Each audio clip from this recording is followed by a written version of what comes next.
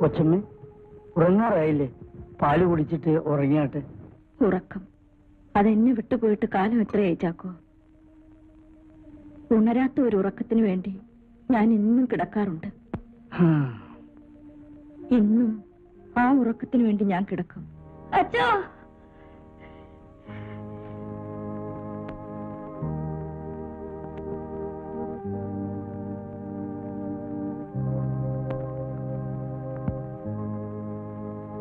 എന്താ വള്ളി?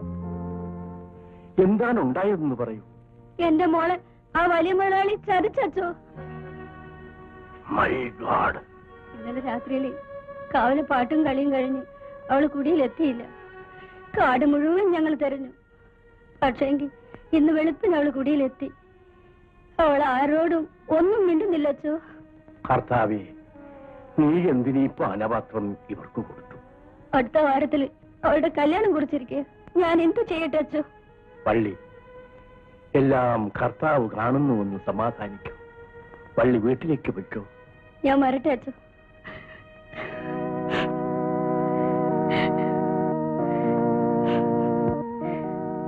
കർത്താവേ, ഈ കുരിശ് ഇനിയും ഞാൻ എത്ര നാൾ ചുമക്കണം?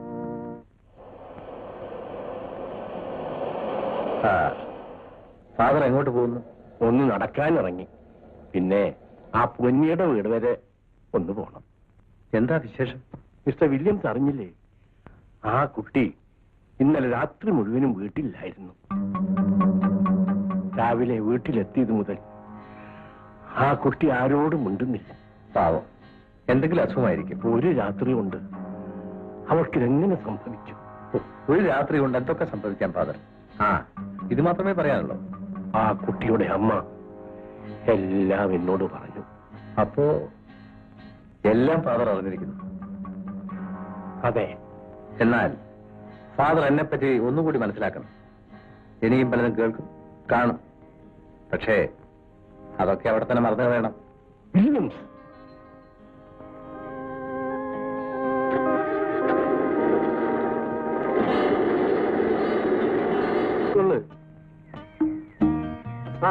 നോക്കി നിൽക്കാതെ ജോലി.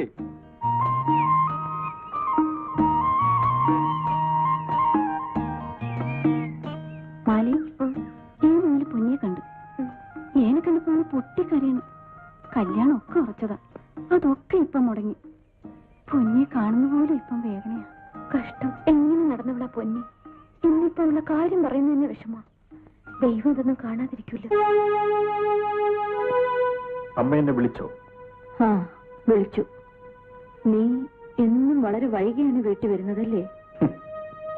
വീട് തടവറ എന്ന് പറയുന്നതാ ശരി. അമ്മയ്ക്ക് വേണ്ടിയാണ് ഞാനിവിടെ കഴിയുന്നത്. ഇല്ലെങ്കിൽ ഇതിനു മുമ്പേ ഞാൻ ഈ ചുടുകാട് വിടുമായിരുന്നു. മോനെ, അമ്മയുടെ കാലം കഴിയുന്നത് വരെയെങ്കിലും നീ ഇവിടുന്ന് പോകരുത്. അത് മാത്രമേ ഉള്ളൂ എനിക്കൊരപേക്ഷ. ഇല്ല, എന്റെ അമ്മയെ വിട്ട് ഞാനെങ്ങും പോയില്ല.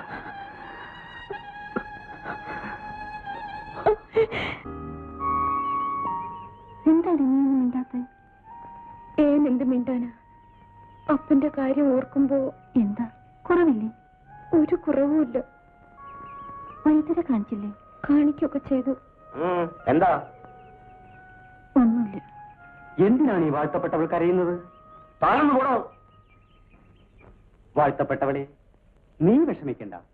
കർത്താവിന്റെ മുന്തിരി എസ്റ്റേറ്റിൽ നിനക്ക് മുന്തിരിന്നുള്ള സമാധാനപ്പെടൂ. ദൈവരാജ്യം വരുമ്പോൾ അവിടെ ഒരു തോട്ടമേ കാണൂ, ഏദൻ തോട്ടം. അവിടെ എല്ലാവരും നഗ്നരായിരിക്കും. തന്റെ ദൈവരാജ്യത്തുള്ളവരാരും തുണി കൊടുക്കില്ലടോ. പാപം ചെയ്യാത്തവർക്ക് എന്തിനാ ഉടുതുണി? തനിക്ക് ഇവിടെ ഒന്ന് പോകാമോ? അവൻ വരുന്നു. അതാ അവൻ വരുന്നു. കർത്താവായ യേശു. അവന്റെ ചെരുപ്പിന്റെ വാറഴിക്കുവാൻ ഞാൻ യോഗ്യനല്ല. അത് നാം നേരത്തെ മനസ്സിലാക്കിയല്ലോ ഉപദേശ മകനെ. സാത്താന്റെ സന്തതി, നീ കക്ഷത്തിടുക്കിയിരിക്കുന്ന ആ കണക്ക് പുസ്തകം നാം ഒരിക്കൽ പിടിച്ചു വാങ്ങി നിന്റെ പൊള്ളത്തരം നാം പുറത്താക്കും. സ്വാമി രാവിലെ ഊര് ചുറ്റാൻ ഇറങ്ങിയതായിരിക്കും. അല്ല ഗംഗാണി മകനെ, നാം പർണശാലയ്ക്കുള്ള പൂതലം തിരക്കി ഇറങ്ങിയതാണ്. താൻ അസ്ഥിക്ക് വല്ലതും കിട്ടുമെന്ന് ഞാൻ നോക്ക്. നോട്ടക്കുന്നു. നിങ്ങൾ ജോലി നമ്മുടെ ദിവ്യത്വത്തിന് എവിടെയോ ചോർച്ച സംഭവിച്ചിരിക്കുന്നു.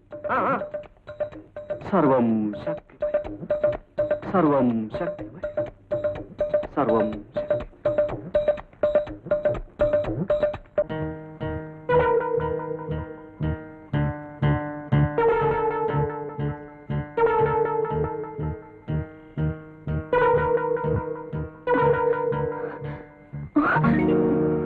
ആര് മാലയോ? ഈ രാത്രിയിൽ എവിടെ പോകുന്നു? കങ്കണിയ, അപ്പന് തീരെ വയ്യ, വൈദ്യരെ വിളിക്കണം. എന്റെ കയ്യിൽ കാശൊന്നുമില്ല. എന്റെ കയ്യിലും കാശൊന്നുമില്ല. നീ ഒരു കാര്യം ചെയ്യും, എന്റെ കൂടെ വാ. കൊച്ചുമുതലാളിയോടോ കൊച്ചമ്മയോടോ പറഞ്ഞ് ഞാൻ വാങ്ങിത്തരാം. ഏൻ വന്നാല് കുടിലിൽ അപ്പൻ തനിച്ച. ഓ, അത് സാരമില്ല. ഈ പനി കൂടിയും കുറഞ്ഞു വരിക്കും. പേടിക്കാനൊന്നുമില്ല. നീ വാ വാ.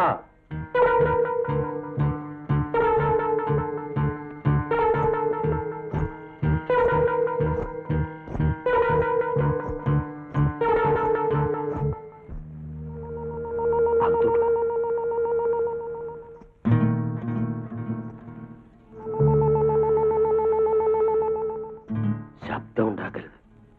വലിയ മുതലാളി അറിഞ്ഞാൽ കാര്യം കുഴപ്പത്തിലാകും. പേടിക്കാനൊന്നുമില്ല. ഈ പടിക്കെട്ട് കയറി മുകളിലോട്ട് ചെല്ല്. കൊച്ചുമുതലാളിയും കൊച്ചമ്മയും ആ മുറിക്കകത്ത് തന്നെ കാണും. ചെല്ല്.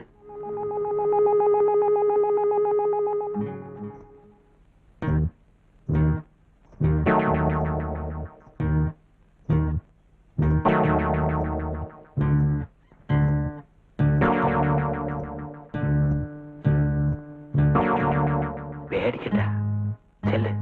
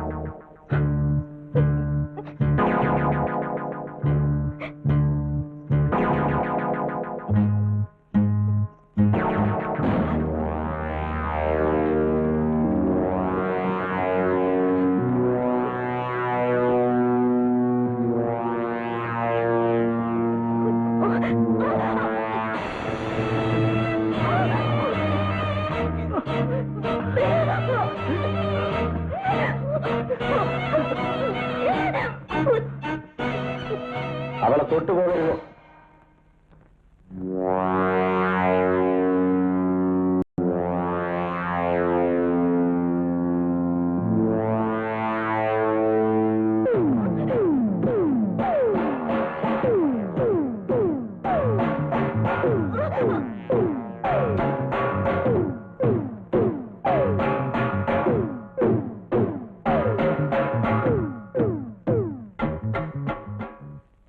എന്റെ കൈകളുടെ ശക്തി അറിയിക്കേണ്ടത് നിങ്ങളുടെ കഴുത്തിലാണ്.